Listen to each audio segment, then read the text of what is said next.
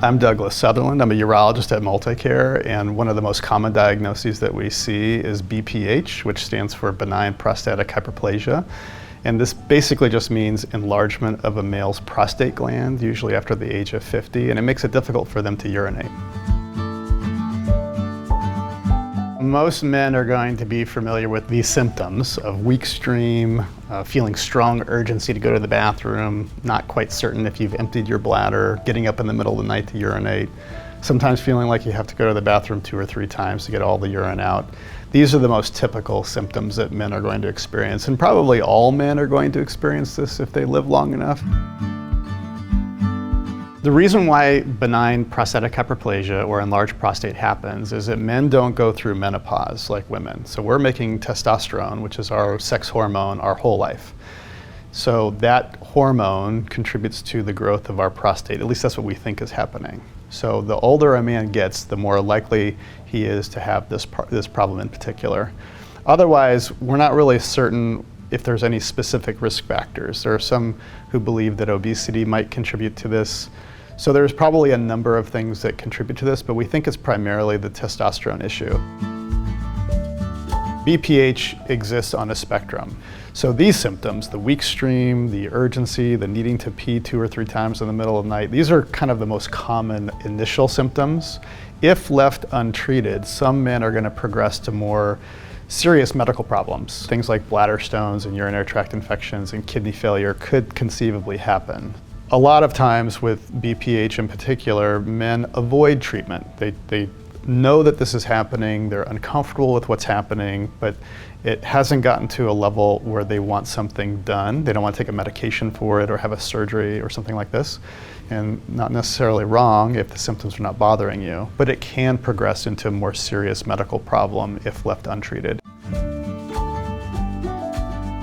Historically, we've mostly treated this with surgery, and the traditional surgical approach is called a TURP, and that stands for transurethral resection of the prostate. That was actually the first treatment was ever developed for this problem 120 years ago, and it still is in effect today.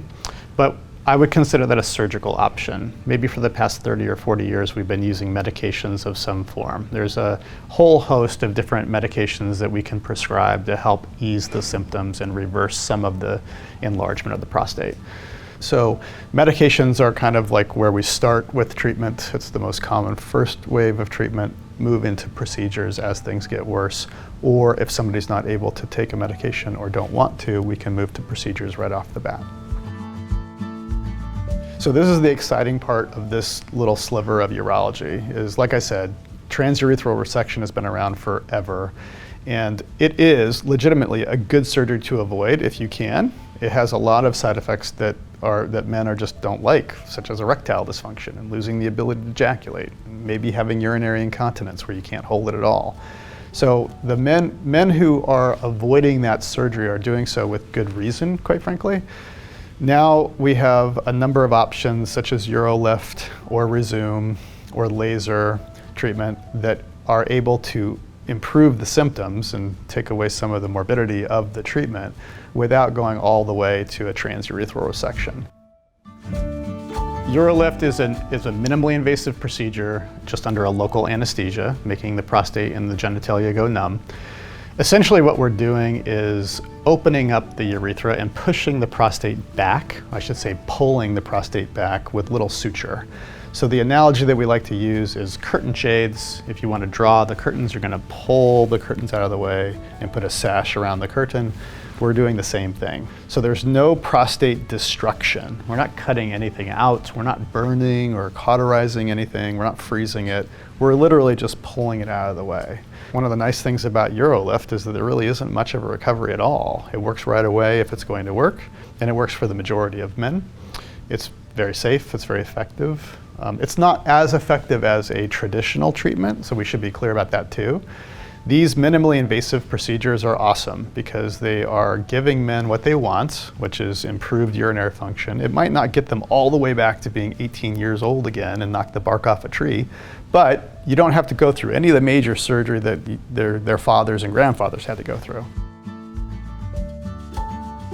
So Resume is an alternative to the UroLift. It's the basic same concept, meaning that we're opening the channel so that patient can urinate better. We're using a little needle that only goes into the prostate a couple of millimeters, and then we're shooting really hot water vapor into the prostate. And what's essentially happening is we are killing that first layer of prostate tissue. It literally dies, kind of like a sunburn. Once all that tissue falls off and sloughs away, it leaves behind a bigger channel. In this case, also done in the clinic, doesn't require us to go to the operating room. So if we think of UroLift as the least invasive thing we can do for somebody, Resume is shortly thereafter that. It's a little bit more invasive, but also might give slightly better results, particularly at 5 years. It's best to think of green light laser as basically the same thing as a TURP, or a transurethral resection. So if we just talk about what a transurethral resection is, that might be helpful. This is the procedure that we've been doing for 100 years. We're going to the operating room, the man's going under anesthesia all the way out, and we're putting a little camera down the urethra, and we're literally removing one slice after another of the prostate and opening up that channel. Not a lot different than what a plumber does in your kitchen in terms of running the snake down, basically. So that's a TURP, and that is what I would call the gold standard treatment. So a laser TURP is a nice way of doing a TURP without cutting the tissue out. So we're quite literally putting a little laser fiber down that scope, and instead of whittling away at the tissue, we're just evaporating it completely. Just like in Star Wars, put the probe right on the tissue and it literally just goes away. We're one of the few institutions that we pretty much do all of the treatments necessary for any patient who comes in. So we're not having to refer anybody out for anything. Each one of these surgical treatment options is a big capital expense.